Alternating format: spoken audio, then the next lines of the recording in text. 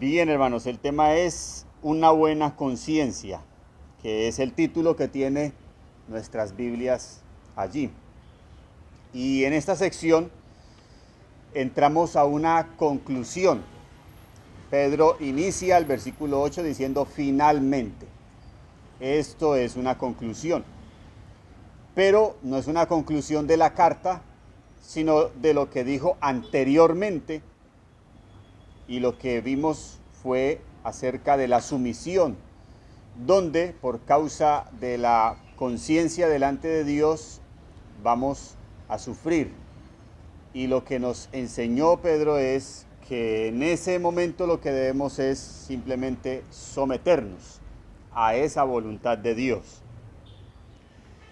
El apóstol Pedro entonces dice finalmente como una conclusión, pero lo que vemos en esta carta es que el apóstol Pedro tiene una forma de enseñar, y es que él enseña algo, se devuelve nuevamente a la causa, avanza un poco más, se devuelve un poco, avanza un poco y así se va yendo. Es como más o menos la forma que el apóstol Pedro escribe esta carta. Por eso pareciera ser una conclusión, pero no es una conclusión de la carta. Lo que Pedro hace es reforzar así la idea que quiere recalcar en los hermanos, que quiere recalcar en la iglesia. Y el título de esta sección ha sido extraído del versículo 16, donde dice, teniendo buena conciencia. Una buena conciencia es el título. Y esta palabra conciencia, en definición del diccionario de la lengua española, la conciencia es la capacidad humana de percibir su propia existencia, de percibir su entorno, los estados internos, para luego el evaluar y regular acciones. Eso es la conciencia en el diccionario de la lengua española. Vamos a mirar en la Biblia algunos textos, varios textos, para mirar ese concepto de la conciencia de forma bíblica y así profundizar un poco más en esta enseñanza que Pedro habla en esta sección, que es larga, del versículo 8 al 22. Salmo capítulo 16, versículo 7, tenemos la primera cita donde nos menciona la palabra conciencia, y vamos a ir leyendo solamente un texto a otro y vamos como notando más o menos la idea de lo que bíblicamente nos enseña que es la conciencia. Salmo 16, 7 dice, bendeciré a Jehová que me aconseja, aún en las noches me enseña mi conciencia. Juan capítulo 8, versículo 9. Dice, pero ellos, al oír esto, acusados por su conciencia, salían uno a uno, comenzando desde los más viejos hasta los postreros, y quedó solo Jesús y la mujer que estaba en medio. Romanos capítulo 2, versículo 12 al 15, dice, porque todos los que sin ley han pecado, sin ley también perecerán. Y todos los que bajo la ley han pecado, por la ley serán juzgados. Porque no son los oidores de la ley los justos ante Dios, sino los hacedores de la ley serán justificados. Porque cuando los gentiles que no tienen ley hacen por naturaleza lo que es de la ley, estos, aunque no tengan ley, son ley para sí mismos, mostrando la obra de la ley escrita en sus corazones, dando testimonio su conciencia, acusándoles o defendiéndoles sus razonamientos. Primera Corintios capítulo 4, versículo 4. Porque aunque de nada tengo mala conciencia, no por eso soy justificado, pero el que me juzga es el Señor. Ahí mismo en 1 Corintios capítulo 8, versículo 7. Pero en todos hay este conocimiento, pero no en todos hay este conocimiento, porque algunos, habituados hasta aquí a los ídolos, comen como sacrificado a ídolos y su conciencia, siendo débil, se contamina. 1 Timoteo, capítulo 4, versículo 2. Por la hipocresía de mentirosos que, teniendo cauterizada la conciencia. Y Tito, capítulo 1, versículo 15. Todas las cosas son puras para los puros, mas para los corrompidos e incrédulos nada les es puro, pues hasta su mente y su conciencia están corrompidas. Por estos versículos entonces podemos concluir que la conciencia es como un ente regulador, a la vez consejero y también juez. Pero es un ente que parece ser neutro en el hombre. Neutro porque por los textos que vimos podemos tener una buena conciencia, como aún lo dice el título de Pedro, y también podemos tener una mala conciencia o una conciencia corrompida, o como dijo Pablo, una conciencia débil. Así que podemos tener una buena conciencia que nos ayude a hacer la voluntad de Dios, o una mala conciencia que nos guíe a hacer lo contrario a la voluntad de Dios, lo malo.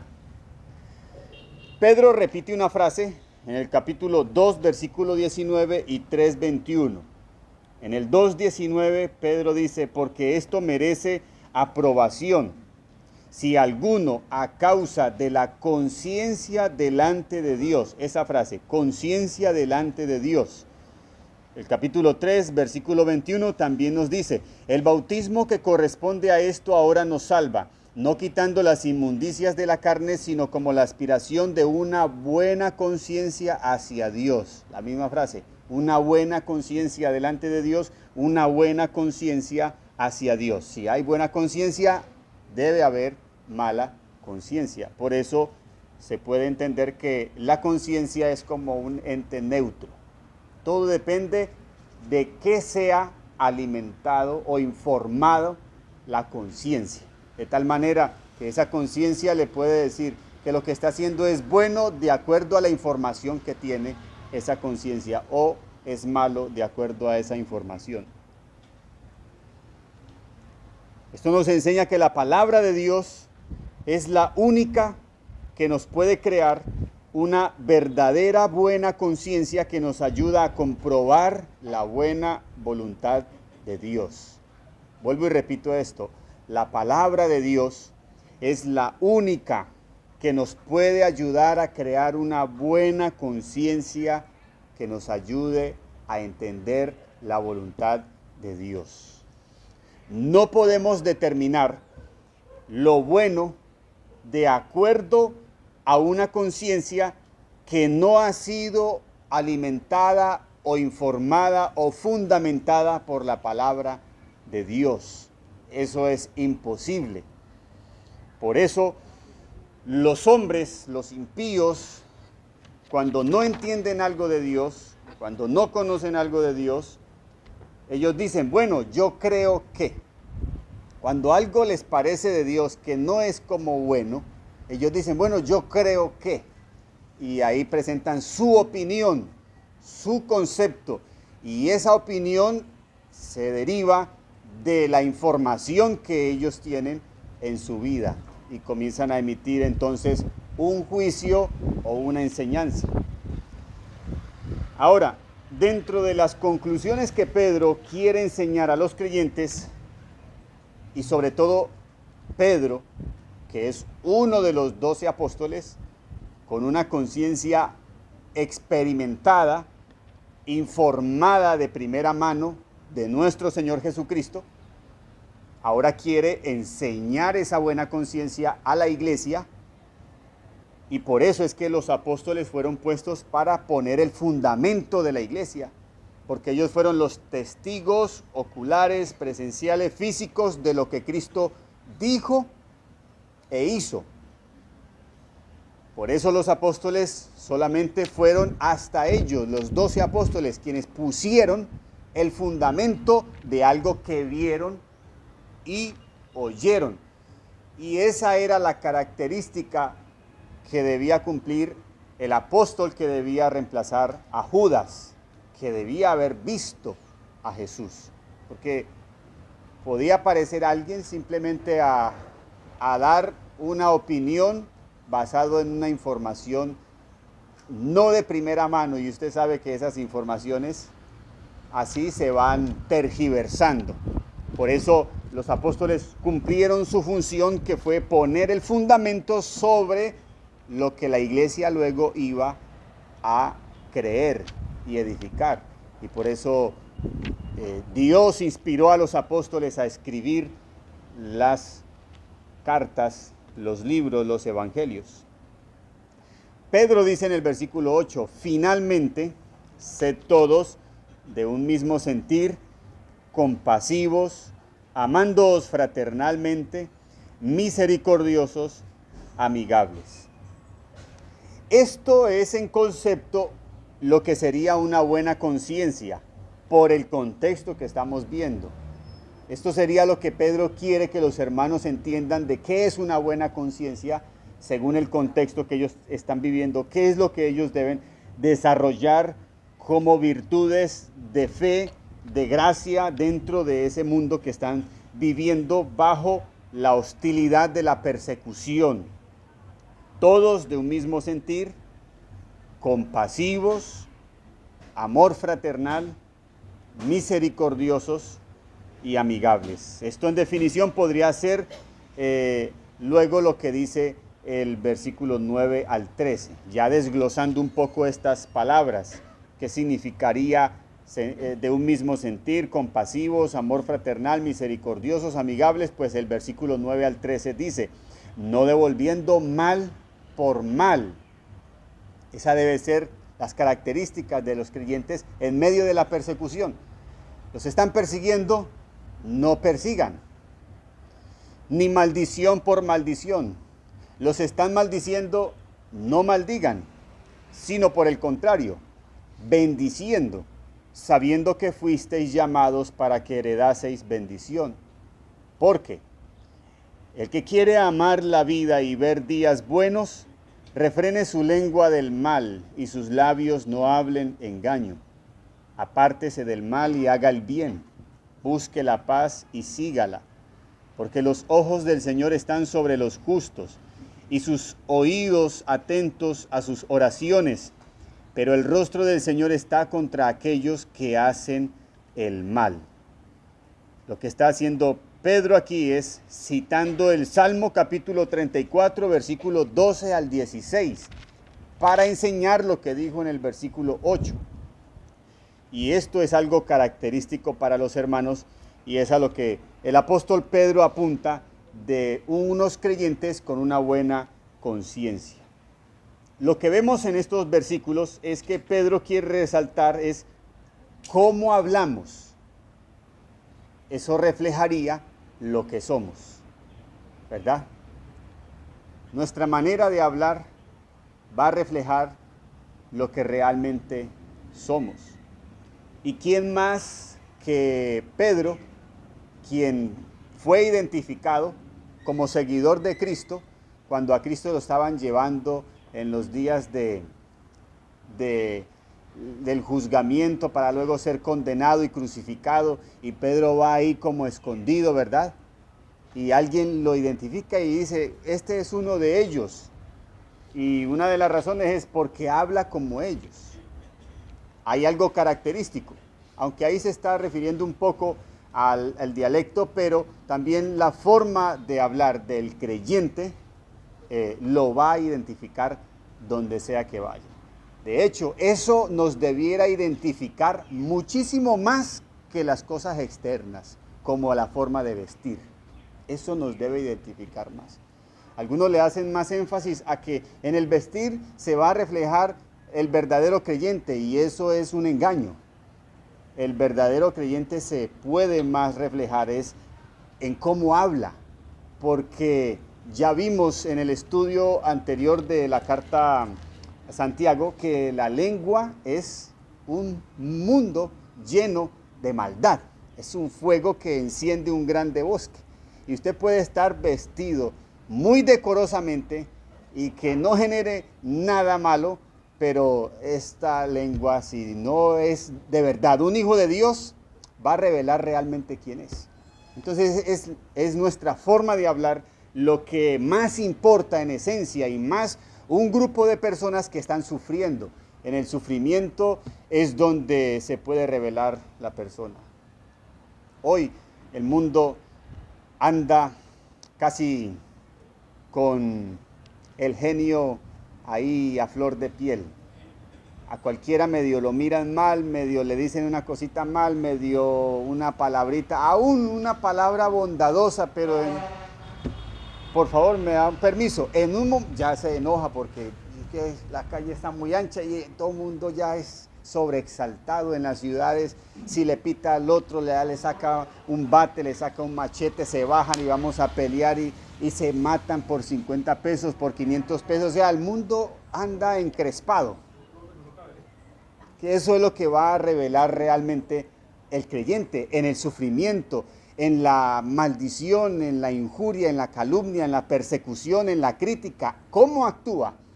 Y a eso quiere apuntar Pedro. ¿Cómo hablamos en esa situación? Por eso Pedro dice que no devolvamos mal por mal, ni maldición por maldición, sino al contrario, bendiciendo, porque fuimos llamados para heredar bendición. Pedro menciona dos palabras, bendecir y maldecir, ¿verdad? La palabra bendecir significa decir bien. Bendecir significa decir bien, hablar bien. Y la palabra maldecir significa hablar mal, decir mal. En este contexto es que sin importar cómo nos hablen o cómo nos traten, nosotros simplemente debemos responder es con bendición. Y eso es algo característico de un creyente cuando habla. Un creyente cuando habla, como dice el apóstol Pablo, que nuestras palabras sean sazonadas con sal, es decir, con gracia, para que los que nos oyen sean edificados. Por eso nosotros como creyentes procuramos no hablar vulgaridades, groserías, truhanerías, ¿verdad? Como creyentes no debemos maldecir ni el día, ni el clima, ni la escasez, ni la enfermedad. No debemos maldecir. Como creyentes no debemos vivir quejándonos, denigrando, calumniando, etcétera. Es decir, hablando mal en todo tiempo. El versículo 10, Pedro dice, refrene su lengua de mal y sus labios no hablen engaño. Refrene su lengua de mal. Versículo 11, apártese del mal y haga el bien, busque la paz y sígala, porque los ojos del Señor están sobre los justos, sobre los que actúan así. El Señor está sobre aquellos que aunque reciben mal, ellos responden con bien. Por el contrario, el rostro del Señor está contra aquellos que hacen mal. Por eso, luego en el versículo 13, Pedro dice, si ustedes soportan el sufrimiento respondiendo con sumisión y con bendición, ¿quién les podrá hacer daño? En otras palabras, aunque les hagan daño físico, no le están haciendo el daño mayor, como dijo nuestro Señor Jesucristo. No le tengan miedo a los que puedan matar el cuerpo, solamente pueden matar el cuerpo y ya, no van a lograr nada más. El alma se irá con el Señor para vida eterna. Mientras el rostro del Señor está contra aquellos que solamente piensan de continuo, solamente es hacer lo malo, denigrando, quejándose, insultando a todo mundo, hablando mal de los demás, hablando maldición, profiriendo mal juicio. En la boca de estas personas solamente existen esa clase de frases. El versículo 14 nos dice: mas también si alguna cosa padecéis por causa de la justicia, ¿qué? Bienaventurados sois. ¿Qué significa eso?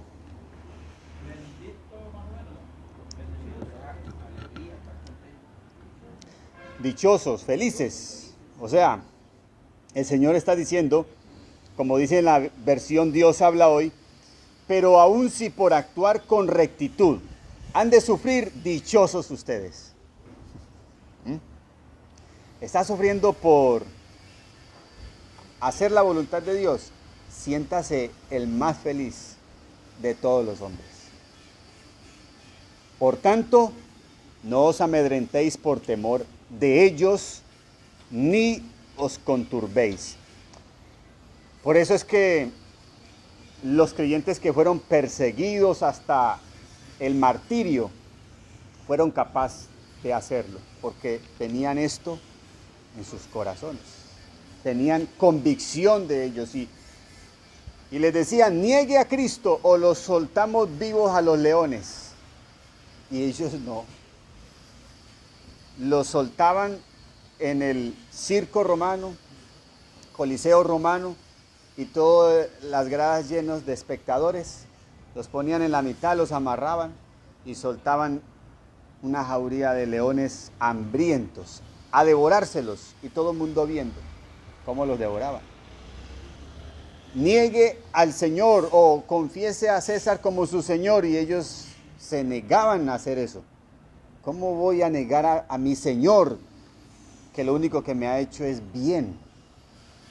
Los prendían vivos.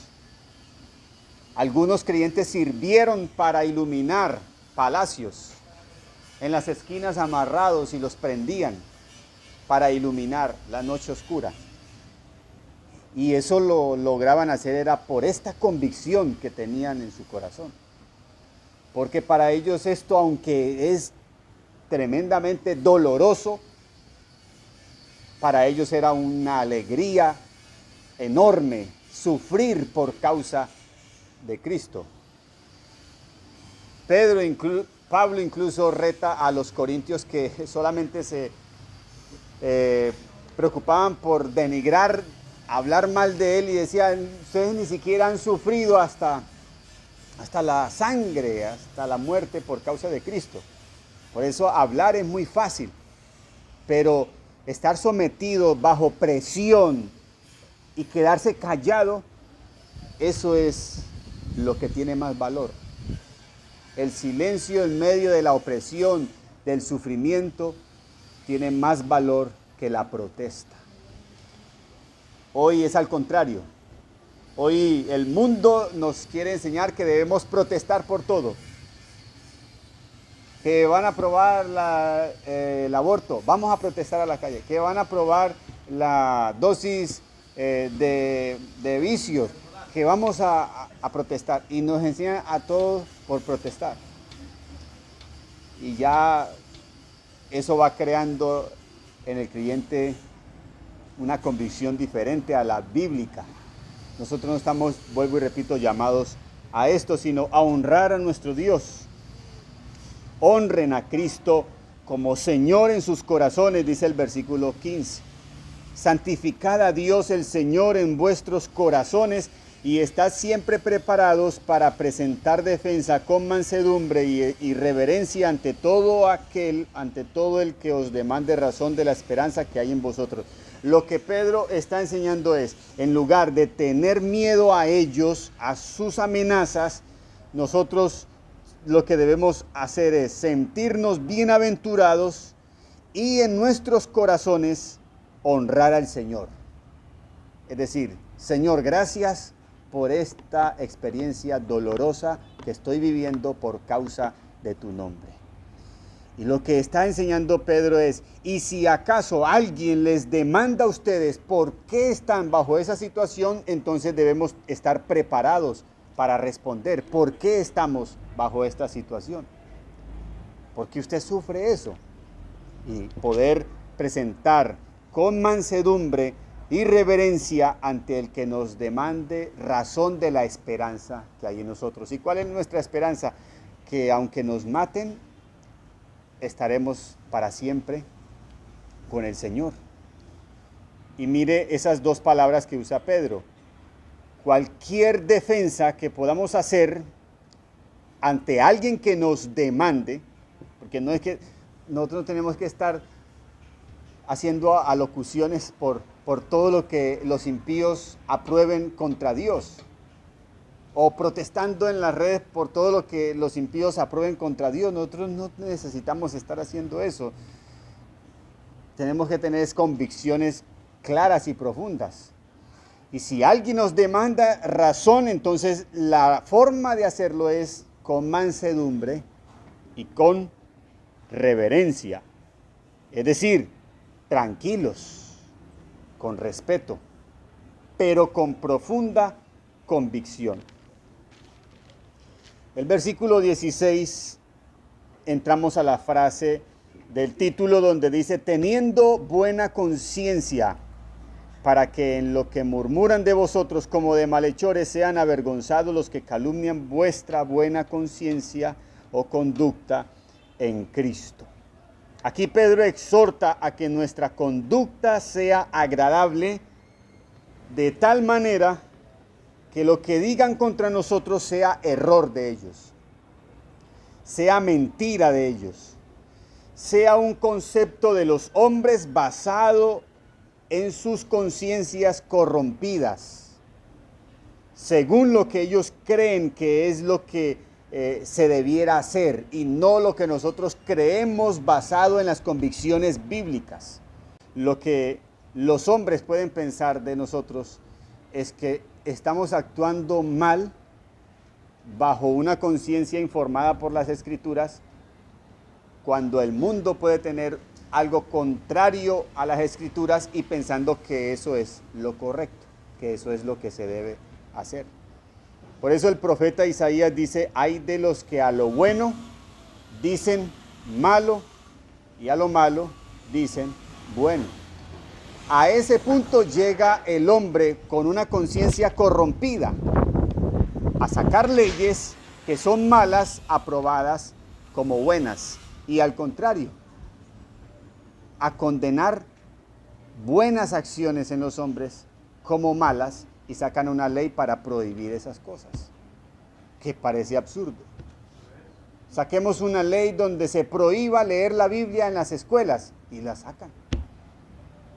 ¿Y basado en qué? En que hay libertad de religión y entonces no todos creen en la Biblia. Y ya, y eso parece bueno, ¿verdad? Bonito. Ah, usted de esta religión, usted de esta, entonces no vamos a leer la Biblia más, se prohíbe la lectura. Ley. Y así. Y ellos creen que están haciendo bien porque eso es respetar el libre desarrollo de las demás personas, y eso es respeto.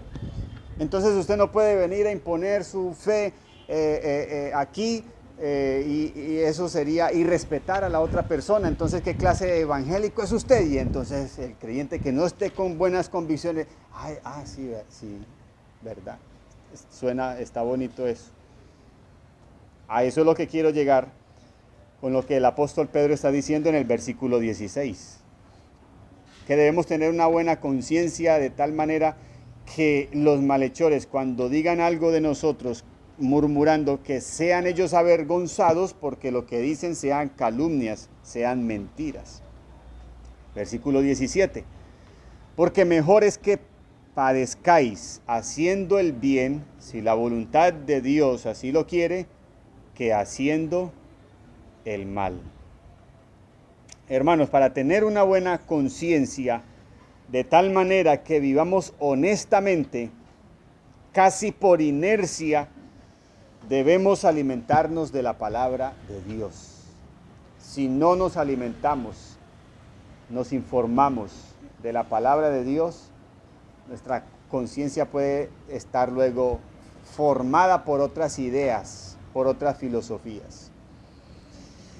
Pedro mismo nos enseñó diciendo en el capítulo 2, versículo 1 y 2, desechando pues toda malicia, todo engaño, hipocresía, envidias y todas las detracciones, desead como niños recién nacidos la leche espiritual no adulterada para que por ella crezcáis para salvación. De esta manera podemos aspirar a una buena conciencia delante de Dios, alimentándonos de la palabra de Dios con honestidad, con fidelidad. Esto es lo más importante de esta sección. Esta es la esencia de la enseñanza de Pedro en esta sección.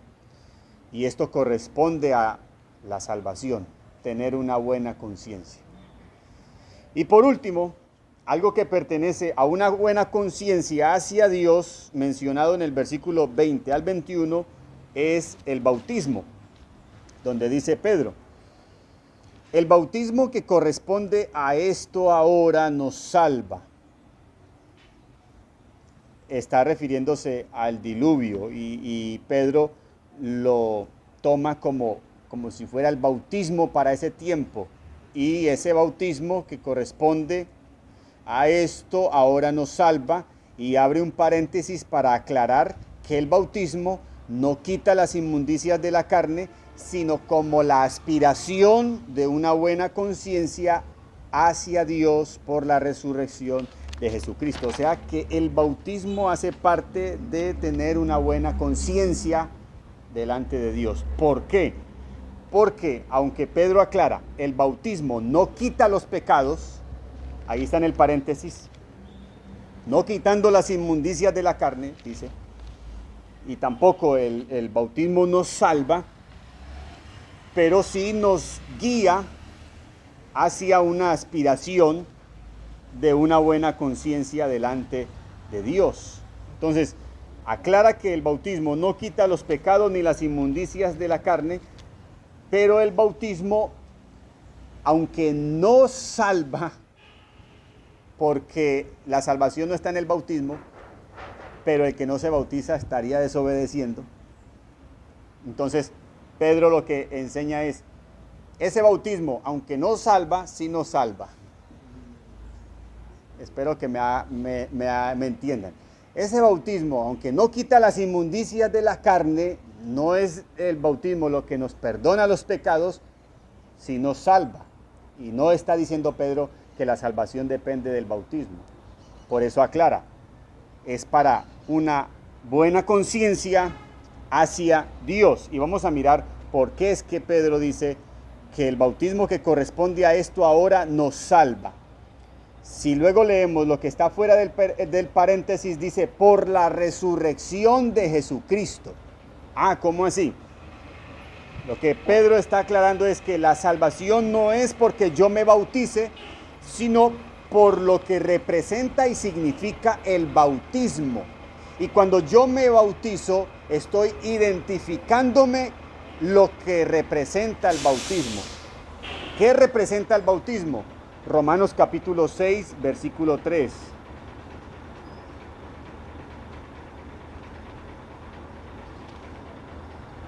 Romanos 6, 3 al 5. Porque si fuimos plantados juntamente con Él en la semejanza de su muerte, así también lo seremos, desde el 3. ¿O no sabéis que todos los que hemos sido bautizados en Cristo Jesús, hemos sido bautizados en su muerte? Esa es la relación. Porque somos sepultados juntamente con Él para muerte por el bautismo, a fin de que como Cristo resucitó de los muertos por la gloria del Padre, así también nosotros andemos en vida nueva. Versículo 5, porque si fuimos plantados juntamente con Él en semejanza de su muerte, así también lo seremos en la de su resurrección. Ahí está la aclaración de por qué el bautismo, quien se hace bautizar o se bautiza, está identificándose con la muerte y resurrección de Cristo. Es como si al que bautizaran, al sumergirlo, está identificándose con la muerte, la sepultura de Cristo. Está siendo sepultado juntamente con Cristo. Y cuando sale del agua, entonces está resucitando para nueva vida. Eso es lo que representa y significa el bautismo. Significa la muerte y la resurrección de Cristo. Al el creyente bautizarse, está identificándose públicamente con Cristo en su muerte y su resurrección, lo cual significa que es salvo, porque esa es la única forma de ser salvos, por la muerte y resurrección de Cristo, no por el bautismo como tal. ¿Estamos? Entonces el bautismo representa la muerte y resurrección de Cristo. Al bautizarnos estamos identificándonos con Jesucristo al ser sepultados para muerte por el bautismo y así andar en vida nueva por la resurrección.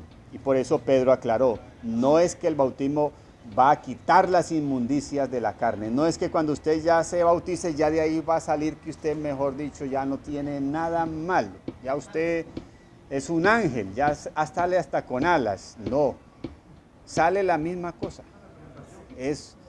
Cuando yo me iba a hacer bautizar, era más el miedo que me metían que lo que realmente iba a pasar después del bautismo. Ay, si usted se hace bautizar, ojo, que ya yo no sé qué, yo me metía en un miedo y realmente no va a pasar nada extraordinario. O sea, no es que usted lo van a hacer y va a salir y usted, mejor dicho, ya usted está por ahí en las nubes. No, eso no es.